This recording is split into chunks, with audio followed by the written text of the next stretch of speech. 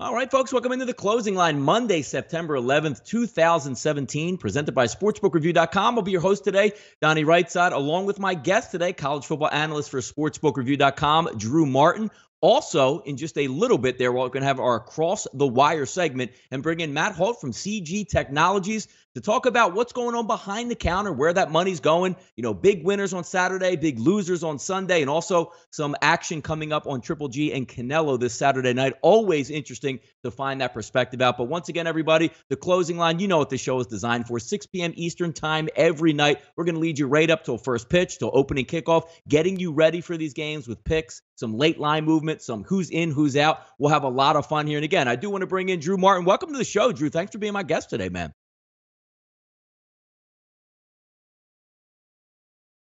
Hey, Donnie, thanks for having me on, man. Big weekend of college football, NFL football as well, and we're going into two big games tonight. I love how the NFL starts it off with two Monday night football games. It's an exciting way to kick off the following week. Yeah, we're going to get to Major League Baseball in just a few moments. But, Drew, I know, obviously, college football is exactly what you do. It's what you love. It's your passion. It's how you got in this game. Give me maybe one or two things over this past weekend, Saturday, maybe a Thursday night game, maybe a Friday night game, that you saw that has you ready to go forward with capping games. And just give me maybe a team or an instance or that says, you know what, maybe nobody's looking at this. How can we go forward and use this and profit on it? Man, I would that's a great question. I would probably look into the way the market is moving on some of these teams going into the following week. Like some of these Mm-hmm. teams, I think it's actually interesting on the small schools. So taking a team like UAB, they're playing Coastal Carolina. And Coastal Carolina, I've kind of pegged as an over team. Their quarterback's pretty good. They can throw it around. They got athletes at the wide receiver position, and their defense isn't that strong. And they're going up Mm-hmm. against UAB, who I haven't yet had a read on, but yet the market's bet at, 5+ points towards the under. So obviously UAB has something towards sharp bettors as far as take this team and look to bet on them totals wise towards the under. So I would look at it as a little gameplay plus looking into how the market is betting these teams. And that's something to kind of get out in front of the market in weeks 3, weeks 4, and so on, Donnie. Yeah, with this weather and the way it's cropped up, I did see another game got canceled for UCF, so that's back-to-back games. They're going to have a couple weeks off. Miami, Florida obviously got canceled, as well as the Florida State game, moving that around. Florida State, I believe, was playing ULM this week. That got canceled, but moving forward, they pushed the Miami-Florida State game back. They rearranged the Georgia Tech-Miami game. So a lot of interesting developments are coming up, a little bit out of normality. Most of these kids, maybe you get a bye week during the season, but some looking to have 17, 18 days off before they play. That's what I'm most interested to see, how these teams rebound with little rest. And I know they're also looking, Drew, at the Florida-Tennessee game this week to see if they can even play that game in the state of Florida. So something to keep an eye on moving forward. Always interesting. But, Drew, we're going to come back in a couple minutes here with a college football segment. We're going to go over a 5-pack of games that Drew's picked out that we're going to take an early look at because, again, over the weekend, Saturday and Sunday, we rehashed it all day long, what happened, winners, losers, what happened. Now it's time to take that little bit of a peek forward, which we're going to do in a few segments here. But, Drew,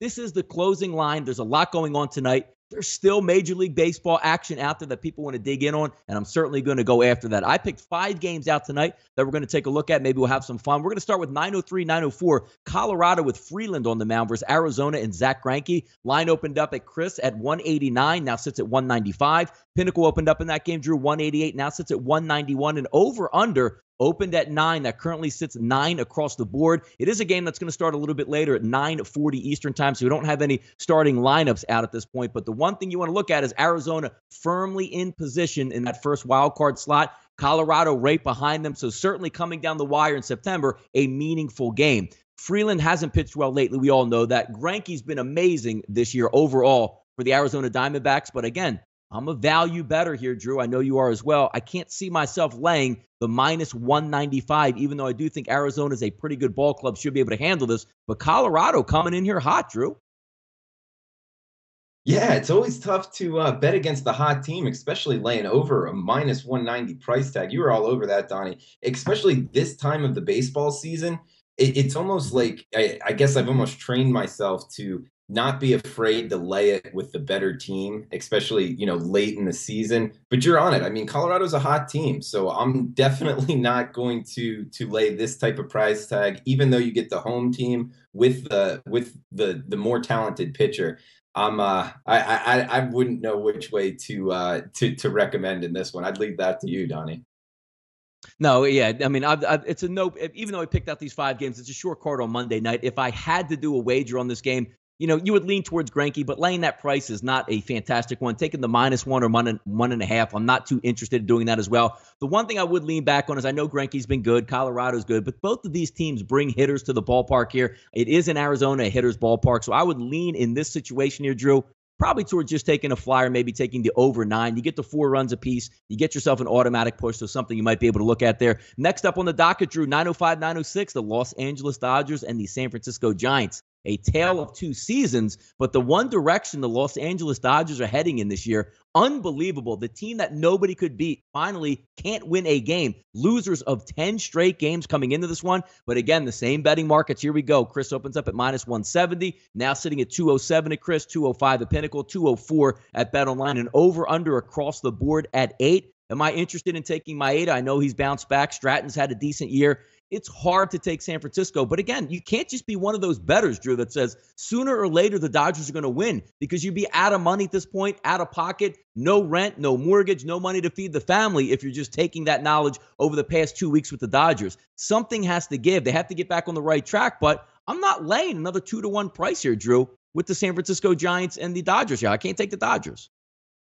No, hell no, Donnie. I mean, whether you're talking sports betting or investing, what's the philosophy? Don't catch the falling knife. So this is exactly that. Andrew having to lay -200. I'm never trying to pick out when a team's going to stop a losing streak. Let them regain a little bit and then buy that upswing. But don't try to catch this dropping knife. It's the Giants are past for me, Donnie. Yeah, I mean, it's hard to take the Giants. They're out of it. They know they're out of it. It's still, if you even want to say it's a rivalry game, just because the Dodgers and San Francisco go back in their rivalry, but 2 teams clearly heading in the wrong direction for the season right now. I mean, the Dodgers are still going to be in the playoffs. I bet you they can probably lose the next 15 games in a row on top of it and probably still get into the playoffs. They want to get right and win a game, but it's all about betting value. I'll go the opposite again. Even though it's a hitter's ballpark, San Francisco doesn't do that well. I'm going to go square in this instance, Drew, and take the over 8. Couple runs here, one swing of the bat, as the big man to me like to say on the right side of campus, might be able to get that done. It's a low number. I'll take the over in that instance. Next game up on the docket, 9:07, 9:08. Ubaldo Jimenez, how he's still pitching this year in Major League Baseball is astounding. Going against Marco Estrada and the Toronto Blue Jays. Line opened up at 131, now down to 109. Pinnacle opened up at 123. Actually, a complete reversal in this one also. Ubaldo Jimenez, favorite, -113, -115, -112 out there. So Estrada opens up as the favorite. Some nice reverse line movement here. And again, people are putting their money on Ubaldo Jimenez, which is hilarious. I know overall the better team is the Baltimore Orioles. I think they have the better bullpen, the better hitting lineup. But you're still getting Ubaldo Jimenez. It seems like he gives up 5 to 6 runs every single start he's out there. He's not a shutdown pitcher anymore. If you're asking me in this one, I'm going to buck the trend of the reverse line movement. Just give me Estrada. He looked fantastic versus the Boston Red Sox last time he's out. And anytime I'm getting plus money versus Jimenez on the road, give me that. Yeah, but what you brought up the bullpen though, and that's the thing that scares me, because the way I would look at this game is more towards the total. You bring up Jimenez. It's amazing he's still a major league pitcher, but we got 9.5, a little bit lofty of a total, but it's there in Toronto. 2 lineups, at least on the Baltimore side, I like a lot, but trying to stay away from the Baltimore bullpen, like you brought up, great bullpen. That is the advantage. Sidewise, I would lean towards Baltimore, but I like this more towards a total, Donnie, and I would recommend over the total if you're getting involved. Yeah, 9.5. It's sitting out there across the board. And again, it's Ubaldo Jimenez and it's Baltimore. Baltimore can hit. Ubaldo Jimenez typically can't pitch.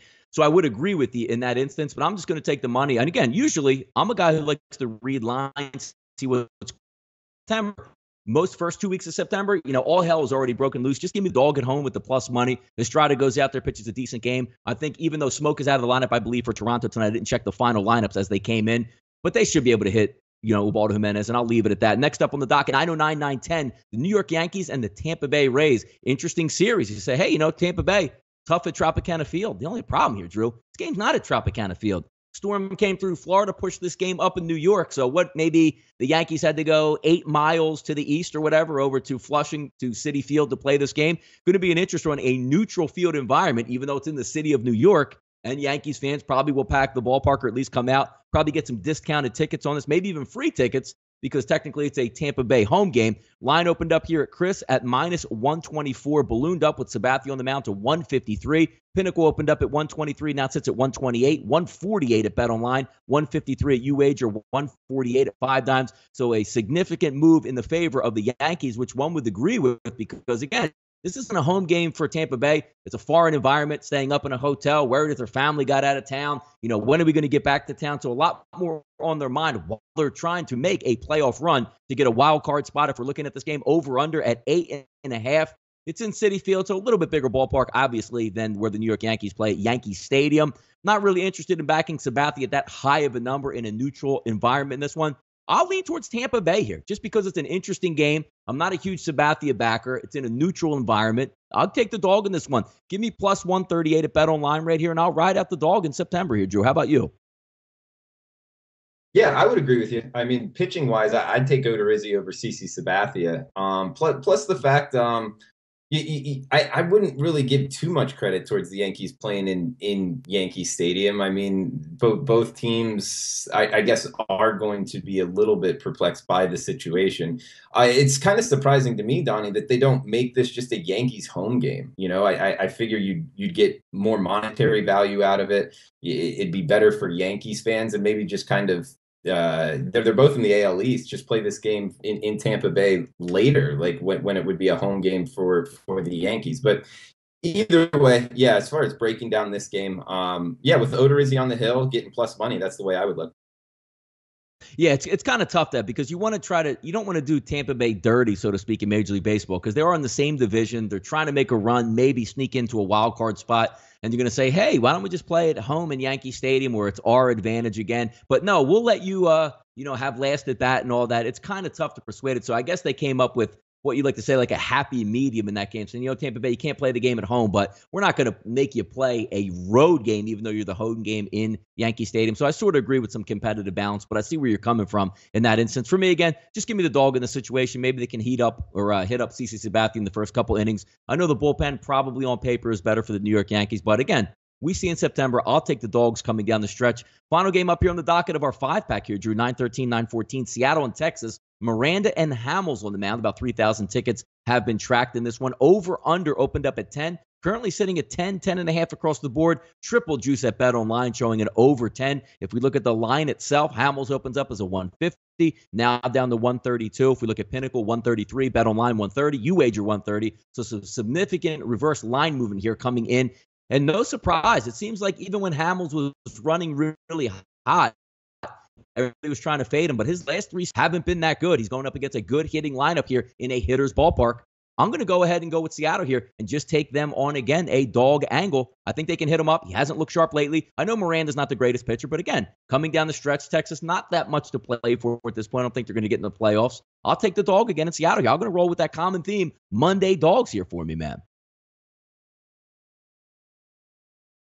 Yeah, put the plus money in your pocket. I mean, 2 southpaws going at it. I like Miranda. I think his motion, the way he keeps the ball down in the zone pretty well. So I think he's a backable pitcher. Kind of surprising to see this plus number by his name. And also interesting to see what we got 10.5s popping up at 5 Dimes now. So I'm guessing some more public action. You mentioned the 3,000 ticket number, and comparing that to the Monday night tickets written, what is it, like 110 going from baseball to Monday Night Football? That. You know what? I do have that information up. Yeah, let me take a look real quick. So we'll go tonight. So yeah, you have 2,900 tickets tracked in the Texas game. Right now, we're about maybe 2 hours, or we're about an hour away from the Monday night games. 16,000 tickets have been tracked in the New Orleans, Minnesota game, and 18,000 tickets have been tracked in the Denver game. Just to give you a look yesterday, I mean, games were approaching 30 to 40,000 in the football. It's so good to have football back because, I mean, I get it.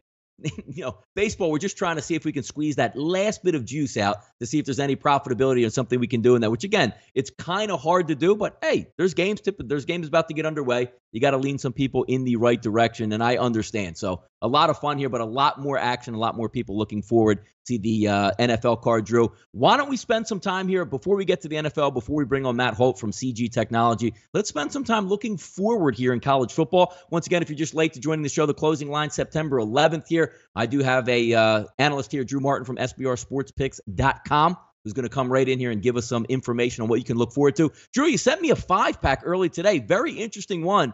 And I'm going to say I like it because I, like you, really enjoy the lower level college betting, maybe some non-Power 5 action, see if you can lean on. Let's take a look at one of these games early on, 9:15. 105-106. That's UMass versus Temple. And again, it's early in the week, folks. Only 600 tickets have been tracked in this one. Chris opening line at 54, now sits at 52.5. Bet online is 52.5. Also 5 dimes at 52.5. If we look at the line, minus 14 for Chris as it opens up. Chris currently sitting at 14.5. You're actually getting 15 at Bet online. What are we looking at in this Massachusetts Temple game that maybe piqued your interest earlier and what we should look at? Well, UMass is a team that I've followed closely, watched all of their games so far. And the reason I wanted to bring this up, Donnie, is maybe a little inside analysis, because I know you're big on Temple, and just wanted to kind of ask you what you felt of the Owls through the first couple games here. Are you like looking to back Temple? Are you noticing anything totals wise? And then I was gonna kind of give my final analysis of the way I'm looking to bet on this. Yeah, I mean, when you're looking at Temple here in the Northeast, I mean, we all knew Matt Rule had that program going in the right direction. Incredible success after the past couple years. But now you're going through that learning curve. New coach coming in, new regime coming in, new quarterbacks coming in, new skill position. You still have somewhat of a decent defense. I mean, they did get beat up at Notre Dame, which was anticipated. I mean, I know 2 years ago when they played, I think it was 2 years ago, maybe last year at the Link, when they took them right down to the wire. But that was a completely different senior-laden Temple team. That was a really, really good football team. Now you're going through a little bit of those growing pains, which is expected with Matt Rule leaving town and a lot of that talent leaving town. First game versus Notre Dame didn't look good. And again, you have a crosstown, I don't want to say it's a rivalry. I mean, Villanova versus Temple. Temple should knock them around, but they had to pull that game late out 16-13. I think it's a really good game for Temple here to try to get back on track and maybe get that second win, because what I've seen out of UMass here, I'm not too impressed with their offense, Drew. Yeah, no, their offense had trouble against ODU, but the Monarchs have a really good defensive line. It's something that I was kind of interested in researching more with Temple going forward in this game, because if UMass can't stop Temple's defensive line, which they haven't been able to stop a defensive line in really 2 full games now, they just can't do anything. I mean, their screen game isn't there. Their quarterback position, Andrew Ford, he's not mobile at all. So this 14.5 could get real short real quick, with Temple's defensive ability to just kind of take over UMass, especially up front. So in that sense, I would look towards Temple laying it with the favorite, and also a totals move here. We've seen it with UMass kind of struggling on offense, like Temple has. I mean, some low scoring games anyway. I would maybe wait till later in the week on this, Donnie. We're already seeing 52.5 popping up.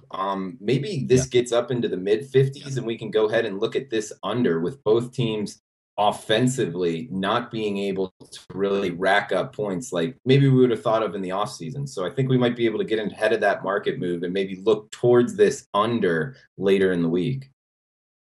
No, I would agree. And with Temple, again, you're trying to look back at how they're going to settle in a quarterback. They haven't looked good at that level yet. And again, you're coming off a guy with P.J. Walker, Phillip Walker, whatever you want to talk about, a 3-year starter there. It's going to be hard to replace and just getting it going. It was nice that they picked up the win. They didn't embarrass themselves versus Villanova and take a loss. I think they're going to be able to beat UMass this week. But again, looking at that number, 14 and a half, they're going to have to beat them by over 2 touchdowns. Easier said than done, even though I don't think UMass has a very good offense. Next up, Drew, let's take a look at maybe a hidden gem here, I want to say. At 109-110, Arizona and UTEP, only about 300 tickets tracked. Again, it's early in the week. Line opened up at Chris at minus 21, currently sits at 20. Most outlets across the board, Bovada, Sportsbook, The Greek, BetUS, all at minus 20 in this game. So just about 3 touchdowns. Over-under opened up at 61, currently sitting at 60.5 and 60 across the board. Arizona looked dreadful versus Houston in their previous game. UTEP, UTEP's been down for a couple years. This game sort of bottom of the barrel talent-wise, but do you see an angle here with Arizona going on the road versus an awful UTEP team? I'm not sure how much Arizona is actually better, but they're almost laying 3 touchdowns here, Drew. Yeah, well, UTEP is definitely a bottom 10 football team in all of Division I football. The Miners just suck. It's amazing that Sean Kruger's still the coach there. As far as Arizona goes, you're right. They did struggle against Houston. They really struggled offensively. Anytime you see this Wildcats bunch kind of struggle on the offensive end, I always ask the question, like, what the heck's going on here? So we know UTEP isn't going to run much pace and can't move the ball very much anyway. So to see this total move go from 57 to 60, now we can catch it at 60 and a half. Putting that Arizona offense on the road, I do think that they're the more talented team. They have the Pac-12 athletes. However, offensively, they didn't look that good, and I just don't think that they'll be able to get 40-plus points, which Arizona would need to get against UTEP in order for this total to go over. So looking at 60 and a halves right now, and remember, the market has pushed this up for whatever reason. I'm in disagreement, and I would actually look for this game to fall short of 60 and a half total points, Donnie.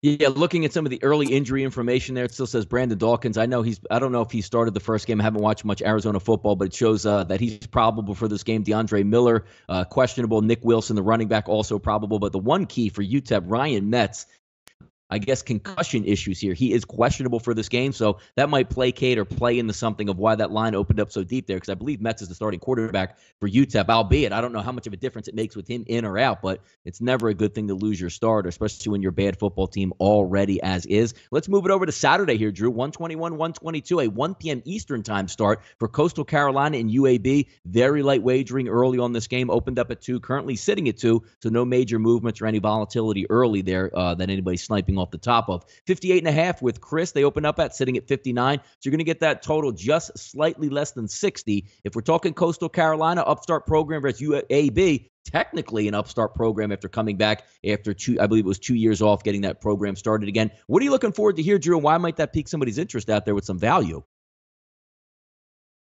Yeah, the Chanticleers versus the Blazers. As far as value goes, I'm very interested in this game, mostly to see how UAB plays. I haven't had a chance to dissect them like I really would like to, but these are the type of games where you can really get out in front of odds makers. I mean, there isn't a whole lot of people that know a lot about either of these two teams. I will say the Chanticleers, Coastal Carolina, they've looked good. Their quarterback's pretty good. They got talent on the outside. They can move the ball offensively.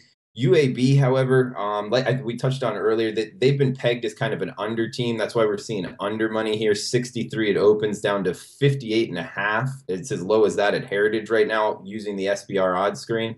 So Coastal Carolina at -2, I could see them putting up points, even though it is on the road in Birmingham, Legion Field. I just think that offensively they have a lot more talent than UAB does. However, UAB, they've shown the I guess you could say resilience, Donnie, in putting up points offensively. However, I just think the -2 is a low enough number to go with Coastal Carolina, the better offensive scheme, the better coach team. I would lay it here with the Chanticleers of Coastal Carolina. Gotcha. Next, and I believe UAB won the first game. I think it was like an Alabama A&M, and I think they lost to Ball State. What was it, like 51-31? Correct me if I'm wrong on that one. So we'll see if they can get that headed back in the right direction. But again, if you're looking for a game that they can win, obviously they're lining that game as a close to pick 'em game, -2 opening up. So interesting dichotomy between two upstart type programs here to see who's going to get that upper track. Next game, which I've been a Middle Tennessee State fan for a while, 133, 134, Stockstill and Stockstill, Pops and son there playing quarterback. Ty Lee out there, Richie James, very athletic. Jeff and I talked all week long last week that we thought when we'd like to take a look at some overreaction numbers, Syracuse with an easy win opening day. Middle Tennessee State struggled versus Vanderbilt. That's what the public saw. Getting 10 heading to the Carrier Dome. I know Big Man laid it on the line, I believe, taking plus money and just taking the outright winner. I thought the +10 was a nice look there. They actually did get the outright win heading up to the Carrier Dome. Interesting situation here. Minnesota, 2 straight winners here. Dissected, blasted Oregon State on the road. Nice win for PJ Fleck. They opened up at 2-0 on the season. Very light action betting in this one. Over-under at 58 it opened up, Drew. Look at Chris, down to 53 currently. 53 at Bet Online, 53 at 5 Dimes. We're taking a look at a side. Minnesota opens up at -8. Bet up to 10.5 And I do see the little injury indication tracker. And the one thing I was looking at all along today is Brett Stockstill with a shoulder injury, questionable. If he's out of this game, Drew, good luck beating him, because I know how well that offense moves when it's right with Middle Tennessee State. But if you're going to take Stockstill out of the ingredients here, I don't know if you want to be betting Middle Tennessee State on the road against a tried and true Minnesota team. It looks like they're going to play some defense and play some smash mouth football, almost in the same fashion that Vanderbilt did, Drew. Yeah, absolutely. I mean, I don't know if they're on the same level as the Commodore defense, but yeah, they play that type of defense. Yes, I agree, Donnie. As far as Brent Stockstill, that injury is obviously the reason for the line movement towards Minnesota. When I first saw this line come out, I really didn't think that Stockstill wouldn't play. I just didn't think that the injury was that bad. But if he doesn't, you're right on. That's huge. That's the most valuable player to this point spread by far. And in the under money coming in on this game is absolutely due to Brent Stockstill. The backup, his name, I forgot his name, but he did come in last year and actually put up big yards in his first game in, and then kind of tailed off when Stockstill had that collarbone injury. But yeah, MTSU should be able to still move the ball with the backup, but yeah, I definitely agree with you as far as Stockstill's value to this game. You got it, man. Next up on the docket, to complete that 5-pack of college football, what you can look forward to a little bit later in the week here with my guest, Drew Martin, here from at SBR Sports Picks, sportsbookreview.com. Drew, let's go over this one. 137-138, UCLA and Memphis. Light betting in this one again early in the week, but a lot more than these last two games that we went over. About 2,400 tickets have been tracked, and over-under that opened up in the 70s, Drew. 72 at Chris, now down to 69. Looks like 69.5 at BetOnline, 69 at 5 dimes. If we're taking a look at just the side, small favorite here. UCLA opens up at Chris at -4.5, now down to 3. Pretty much across the board, some 3.5s, Bovada and Sportsbook.com, both showing 3.5s favoring UCLA. Interesting situation here because Memphis, probably by the time they play, Drew, maybe 17, 18 days off after their opening game victory. We've all seen UCLA. Impressive comeback versus Texas A&M. Blew the doors off of Hawaii here. But boy, if I'm looking at this as from just a public angle perspective, Drew, I'm thinking the public is jumping all over UCLA because they know what they're going to get. Maybe a little trap game coming east here to play Memphis? Yeah, this is a real tricky handicap, Donnie. One that I'm really interested in. I think it's my second favorite game on the board, I would say. Mm-hmm.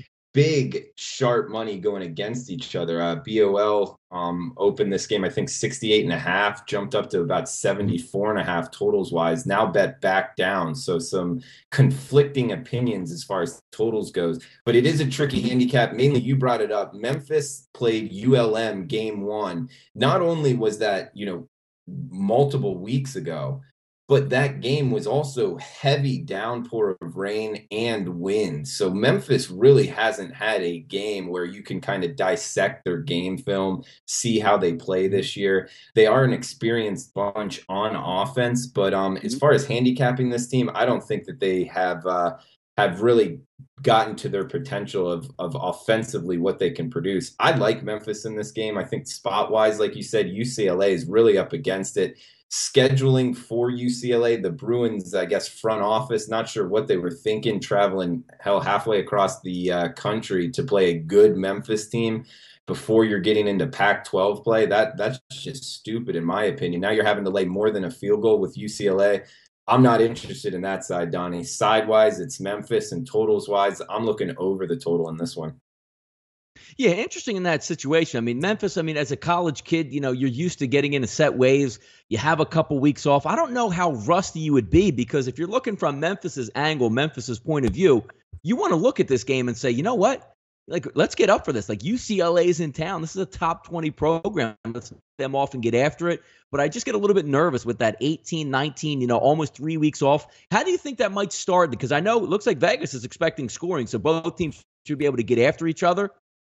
How are you looking at this game overall from, can Memphis open up? Do you expect them to be sharp or maybe lead into the football game? Because, again, we're talking about UCLA's in town. This isn't Memphis coming off 3 weeks and playing ULM or, somebody on a lower, Lafayette, whatever. You know what I mean? Yeah, absolutely. it's a tricky handicap. I will give them the benefit of the doubt that it's Riley Ferguson and company, especially on the offensive side. They're senior laden, or at least classmen laden. They do have experience, so I would give them the kind of tip of the cap on that angle. But also keep in mind on it, it was not good I guess environment for the ULM game. So they really have not played together in a game format like it might be on Saturday for them to really move the ball. So we haven't seen it that wise. But also keep in mind UCLA hasn't seen much film on them. So all of the new plays, the tricks that they're keeping in their back pocket, UCLA has no idea what to expect. And it's not necessarily the case the other way. Memphis has a bunch of game film on UCLA. So you can look at it from both angles. It's an angle that, given that Riley Ferguson is experienced and talented, I'm going with Memphis. Yeah, you know what? An interesting angle in this one too, Drew. If again, college football for me, I don't really start heavy wagering. So usually about they get back into Pac-12 play or just conference play overall. I love the angle here of them coming out to Memphis. Memphis is rested, hasn't played in a couple weeks. They're going to be excited to play this football game. But looking behind the door, college kids, they get excited. They see behind, hey, look, can we just get by Memphis? Because look who's coming behind the door. We're going to play Stanford. I can't wait to get after them. That 3.5 line, that 4 line, everything just sticks out to me. As a contrarian type of gambler, I like Memphis in this spot. So give your thoughts one quick before we wrap up the college football section there. Your thoughts on maybe looking ahead, so to speak, and maybe that's why that number is so low there. Oh, looking ahead, absolutely. I mean, not to mention it's a Pac-12 game. They're in their next game, and yeah, look ahead spots are always a real thing to look at. Like you said, Donnie, if these are 19 to 23-year-old kids having to play football games, seeing Memphis, who are they? It's not like they're researching all these teams very heavily, so they may not even be alert like we are to how good Memphis is. So I think it's an absolutely big thing to keep in mind. Yep, folks, thanks for tuning in to Closing Line, September 11th, once again presented by SportsbookReview.com, NCAA Football Stadium. Just taking that look ahead there. We have an hour show. We like to go over a couple things, but that NFL segment's going to come up in just a few moments. Drew and I are going to break down both of those football games, give some added advantages that we think you can take care of. But right now, let's go across the wire here. A great guest here up on deck. It's going to be Matt Holt from CG Technologies, a fantastic follow on Twitter if you haven't done so yet. Follow him at Matt Holt VP. Matt, welcome to the show, my friend. Gentlemen, you can always tell when the book had a big weekend because I'm wearing plaid. Anytime we get buried, I have to put the suit and tie on, but after a 7-figure win for the books, strolling in jeans and the plaid shirt. Yeah. No all-black tie affair over there? We going to bury some money out in the desert there, Matt? No, yeah. Good weekend for the book, good weekend for me. I had Tulane in Minnesota Saturday, fired back with the Jacksonville Jaguars and Packers yesterday, and the book made a killing with the Bears and the Cleveland Browns getting the cover yesterday. No, fantastic, Matt. And once again, if you're just tuning in here, Matt Holt from CG Technologies, great guy, met him, and certainly down to earth, very nice, very commendable. Give him a follow on Twitter there. And I do want to get back to stuff because it's very rare that we get a look from behind the counter what happens because we're always trying to come after you, Matt. We're trying to beat your angles. We're trying to say you put a wrong line out there on the games. I want to talk about some winners and losers in college football. We'll start with Saturday. Games that were lining up. You had 4 primetime games that were really good. And it's another story why college football lines them all up at the same time instead of staggering them throughout the day. Talk about maybe some of those winners and losers, or maybe you're biting your nails a little bit on some of these final outcomes like Georgia, Notre Dame, and a couple of the other games, Ohio State, Oklahoma. Talk about some of those where you picked up a victory. Maybe you didn't do so well in a prop bet or a total. Talk about some of that stuff, Matt. So our 5 biggest winners on Saturday were Nebraska, FAU, Cincinnati, Pitt, and Fresno State. Now, a lot of those came early, but I'll tell you one that looked like it was going to be a big loser for the book early was the Oregon Ducks. I mean, they were steamrolling Nebraska early in that game, up 28 at halftime. Looked like that was going to be a big loser for us, so we actually took another $80K bet at halftime, -3 on Oregon. Here comes Nebraska second half. They end up not only covering the second half line, but covering the full game spread as well. That was a huge swing game early on Saturday for the books. Yeah, no, even watching that game as it came down to the wire, it looked like a complete blowout. I want to say it was maybe like 42-14 or something in the half. And then, of course, with college football the way it is early, stormed all the way back enough to make it a ball game and stealing that late cover. Matt, by the way, what did you close at somewhere there? Because I saw some places had the outlets at 13, 14, 12 and a half. Do you remember what the final line was there? Because it came right down to the number. Yeah, I think we were 13 and a half. And of course, Yeah. You're right. It did come right down to the number. And that last touchdown, getting it to 7, was a big save for us. So that ended up being a big one. On the other side of the counter, look, the bettors had a few big winners. Indiana really got home for the sharp bettors. South Carolina got home in a big time way for the public, as well as UCLA did early. Mississippi State, and then probably the sharpest play we took, and I still don't understand this line. We had a long conversation about it in the office this morning. Minnesota got home easy on Saturday night for the sharp players. Yeah, Oregon State in that game. That was definitely an easy one. Let's shift it over to Sunday here, talking in the NFL. And I know most, public bettors out there, some people just like to sit back and have fun. It's very hard there, Matt, to root for unders if you are a public gambler. We all like to choose the overs typically. But going over some of those numbers, the unders were coming in, some of the big-time favorites coming into the weekend, the Pittsburgh Steelers in that instance. Talk about some games on Sunday that really swung through. And I know from everything I read out there and looking at, it looks like the books had another great day on Sunday as well in the NFL. Yeah, we had a monster day on Sunday as well. And it all started with, we took our biggest bet of the entire weekend, which was a $250,000 bet on the Atlanta Falcons, minus 6.5. We had 2 other 6-figure bets on the Atlanta Falcons at minus 6.5, and a lot of buyback on the Bears right at 7. So, that ended up being a really good game for us. That liability on the spread of that game alone ended up being the more than double the second biggest liability of the day. And had the Bears punched that touchdown in late and actually won that game outright, we would have killed all those money line parlays and all those teasers. We might have had a 7-figure day on Sunday. Yeah, it's simple. How many times do we talk about that from like a Vegas perspective where one play changes a complete cash flow advantage? I watched that game, a drop on the goal line. If he catches it and falls in the end zone, what a windfall. But again, hey, public's got to get some damage done on those teasers and those money line parlays. You guys can't win every single time, Matt? Look, we took a couple of pretty good losers this week. The Green Bay Packers, always a really popular team out here with both the public and the sharps this week. The Rams were our second biggest liability of the day, and actually that got home very close with the Pittsburgh Steelers as far as our second biggest point spread liability of the day. Heavy action on the Rams ever since Andrew Luck officially announced out. It was basically 2.5, 3 straight weeks of nothing but Rams action. And then, of course, the Cowboys last night. There's always tons of parlays, money line parlays, and teasers to the Sunday night football game. And it was never a game Sunday night. Dallas dominated from the opening kickoff right until the final horn of that one.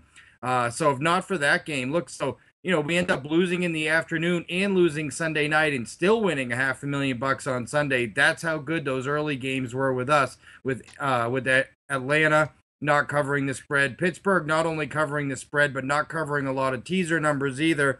And then the Cincinnati Bengals, who were a really popular team selection there by the public on Sunday, getting shut out. And then the Arizona Cardinals. Look, that was a 4-point swing line. Detroit to 2, Arizona all the way to 2, 2.5. One of the most popular parlay selections Sunday, the Arizona Cardinals, absolutely collapsing in the fourth quarter. That's kind of where the book made that money early.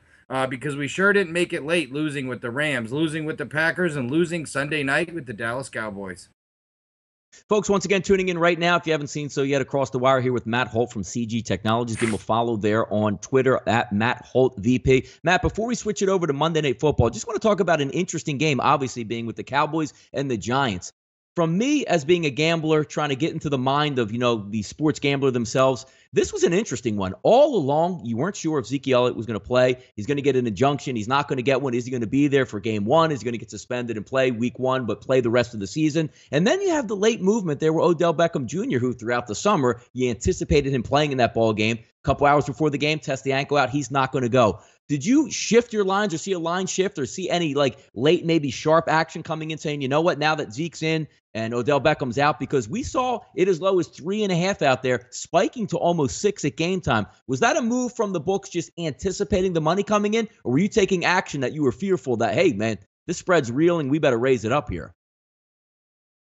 It was kind of all of the above, and the problem starts to steamroll because look, after people get beat early, what they do is they come back and do parlays and teasers and heavy bets in the afternoon, trying to recuperate it. And we had a lot of parlays: Rams, Packers, Cowboys, money line parlays, Rams, Packers, Cowboys, teasers with those type of teams. So coming into late, and it really started to snowball after they announced Odell Beckham Jr. out, because that whole receiving core has already had problems. Brandon Marshall been banged up. Sterling Shepard, I'm sorry, not Sterling Sharp. They wish they had Sterling Sharp Sunday night. Sterling Shepard banged up, and of course Odell Beckham Jr. banged up.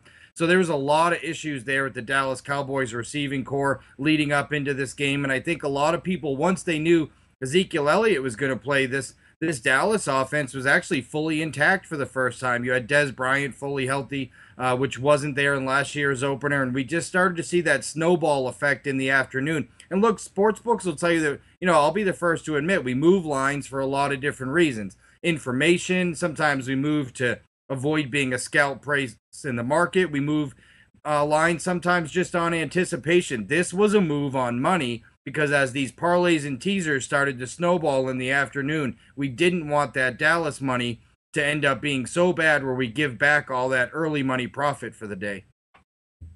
No, very interesting there. It's great insight into the mind of what actually goes on behind the counter, especially when you have a lot of moving parts, especially in a Sunday night football game where a lot of eyes are going to be on that anyway. Cowboys, Giants already going to get a big handle and a lot of moving parts. So thanks for the information on that. Tonight, Monday Night Football, rare occurrence, always opening day. They're going to give you a doubleheader action. What are you seeing tonight, Matt? Since it is a doubleheader, you have the early game, the late game. So no doubt about it, people are going to be in on that first game. And if they lose or win, maybe we double down or maybe we try to get back or keep the pressure on the man late in the second game. What's happening tonight with some of the line moves? Seeing any sharp action, or what should we look for here from the books? So both of these games almost replicate each other in a sense where we're seeing about 2 times the dollars wagered on the home favorites over the counter, but about 2 to 2.5 times the amount of the dollars wagered on account, which tends to be sharper action on the road dogs in this game. So the sharper players tend to favor the road dogs. The more public bettors tend to favor the home favorites in these games, but we haven't taken a bet over $25,000 yet on any of these games on account, which tells me that the sharps aren't in love with the road underdog in either one of these situations. So while they might be playing them at a higher clip, they certainly aren't in love with them. And while on the other side, some of our bigger recreational players, and I don't think they're in love with these home favorites. And a perfect example is one of our biggest recreational players made a $60,000 wager on Minnesota money line for this game, which tells me that they're not really confident laying the 3 with the Vikings.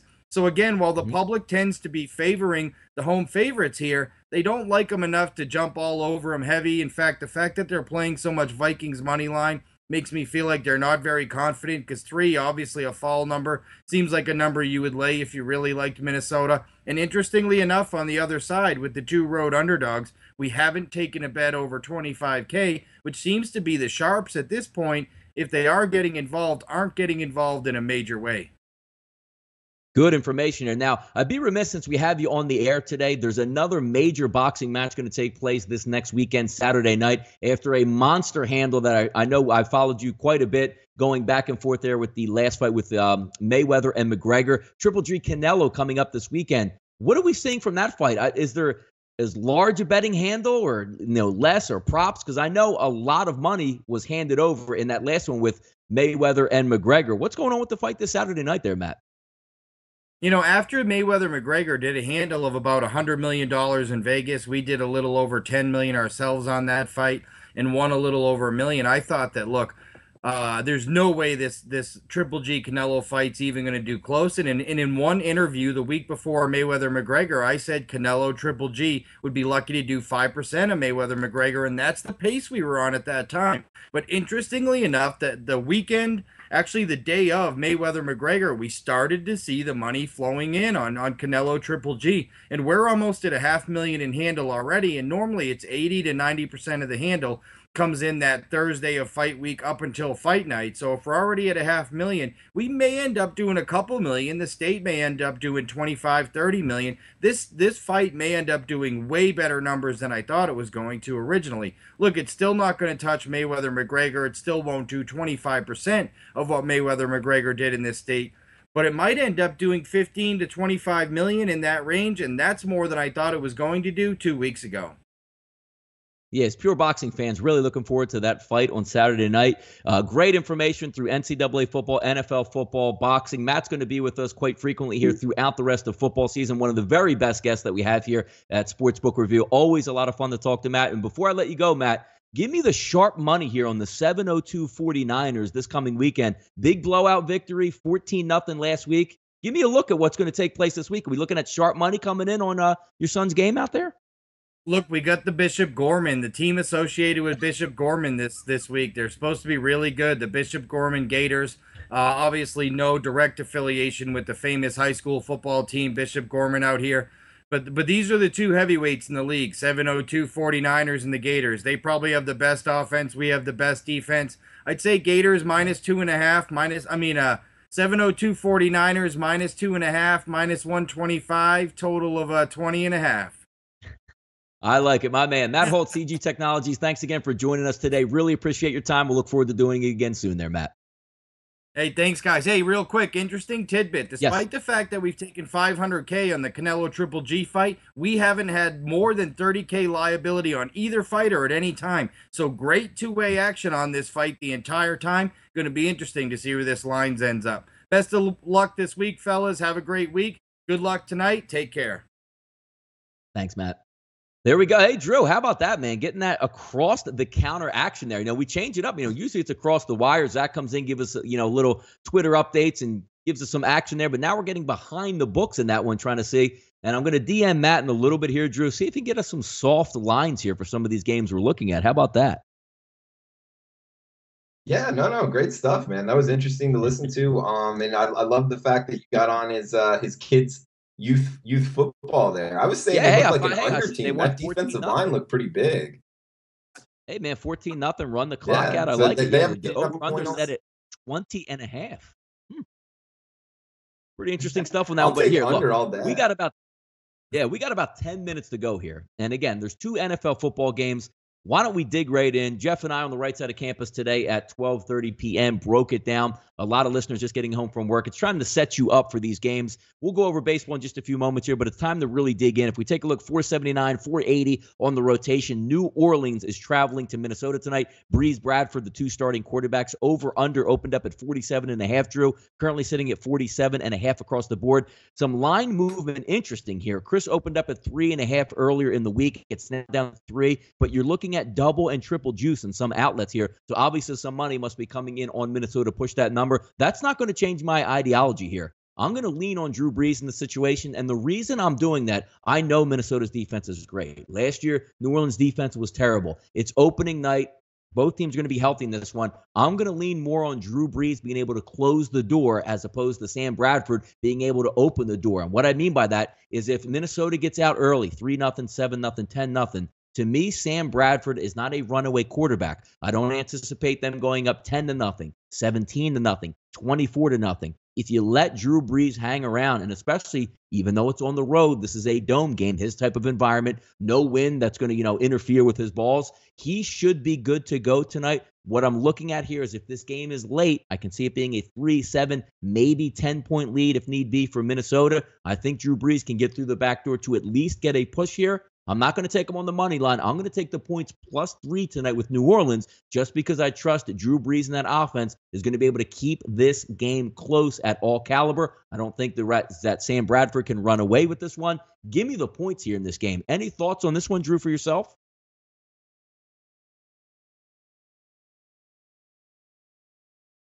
Yeah. We just heard Matt Holt talk about the little bit sharper of the side look to be the road dogs. And I agree with that move here. I mean, the New Orleans Saints plus the points. You just brought up the fact if they were down 10, scoring a touchdown, to push, if they're down 9, which is another key number in the NFL for the most part, to be +2 and cover that game. So I like it. I can see the back door being open, and yeah, give me Drew Brees and points anytime in the NFL. I'll take that all day, Donnie.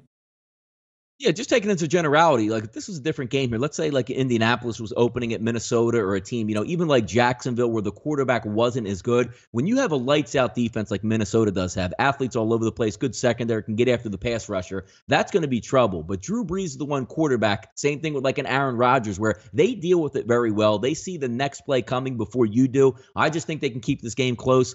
I think they can win it outright if they have the chance, but if all else fails, I don't see Minnesota running away with this football game, so I'll take the points, and I'm going to keep it there with New Orleans. If we take a look at the next game, Drew, 481-482, the Los Angeles Chargers, which is still hard for me to say. Every time I see the abbreviation there, Drew, LAC, I want to say that they're the Clippers, but I always catch myself doing that. Denver, the home team here, 481-482. I know I've seen the tweets all day.